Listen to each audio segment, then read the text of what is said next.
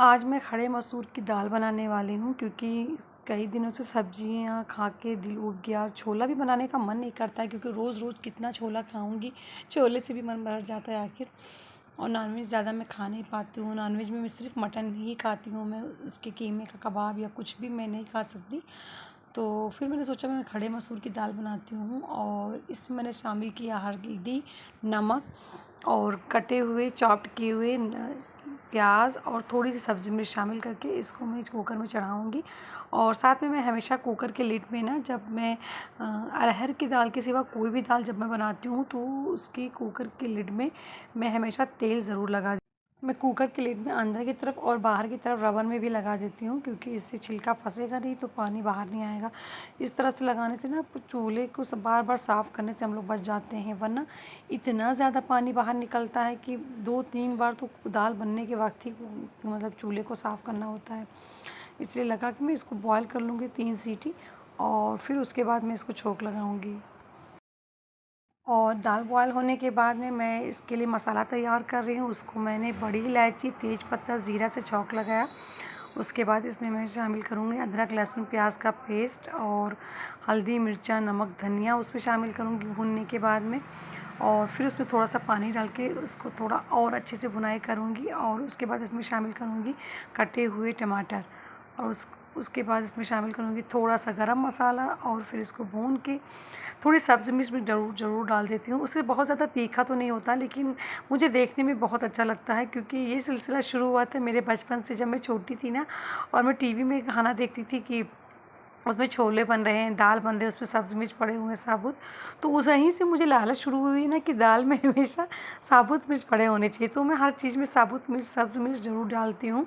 और जो सब्ज़ धनिया होता है, धनिया की पत्ती होती है तो इसलिए डालती हूँ क्योंकि मुझे कलर अच्छे लगते हैं। लेकिन ये जो सब्ज़ मिर्च साबुत डालने का सिलसिला है ना, ये मुझे टीवी से देख के लगा है तो मैं डालना ज़रूरी समझती हूँ, तो उसको डाल देती हूँ।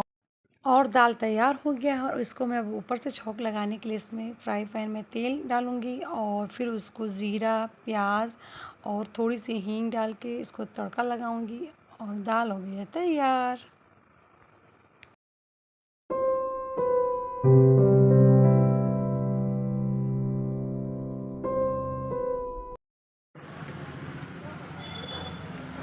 आज मेरी तबीयत बहुत ख़राब हो गई थी घर पे काम करने के बाद में। और फिर मतलब इतना तबीयत ठंडी लग के बुखार हो गया कि मैं ठंडी लगने लगी, मुझे काँपने लगी। मैं तो सोने की कोशिश कर रही थी। फिर मेरी अम्मी आ गई, आज सुबह से पावर कट था मेरे शहर में। तो अम्मी जनरेटर ऑन करवाने लगी मतलब स्टार्ट करवाने लगी और जनरेटर का कनेक्शन पता नहीं मेरे कमरे में कुछ डिफ़ॉल्ट हो गया है। जब जनरेटर चालू होगा तो मेरे कमरे में ना करंट वैसे आएगा जनरेटर से, ना इन्वर्टर का कुछ नहीं चलेगा। तो मुझे भागना ही पड़ा और आवाज़ भी उसकी बर्दाश्त नहीं होती थी और दुकान के लिए भी काफ़ी लेट हो गया था, 4 बज गया था। तो मैं भाग के आ गई। यहाँ आ गई तो मेरी तबीयत ठीक भी होगी, दवा मैं उससे पहले ले चुकी थी। अभी हम लोगों ने कस्टमर वगैरह देखा। उसके बाद एक लेडी न्यूली मैरिड जा रही अभी है।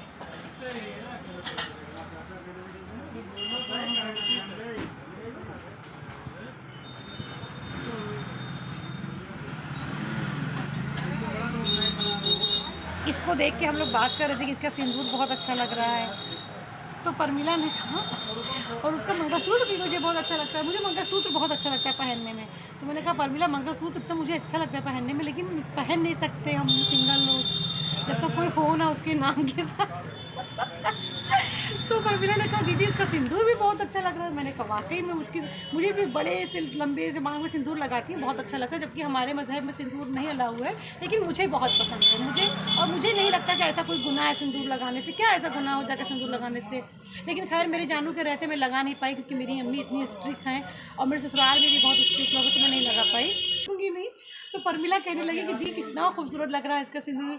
तो मैंने कहा परमिला फिर कहती हैं चूड़ी मिलेंगे, रेड मिलेगी। रेड हाँ चाहे जिस कलर का दे दो, चार नाम का देना। तो परमिला कहने लगी कि दी सिंदूर बाज़ार में तो कितना सस्ता मिल जाता है, 2 रुपये 5 रुपये जैसे चाहो। 100 150 200 तक तो हम ही लोग बेचते हैं। और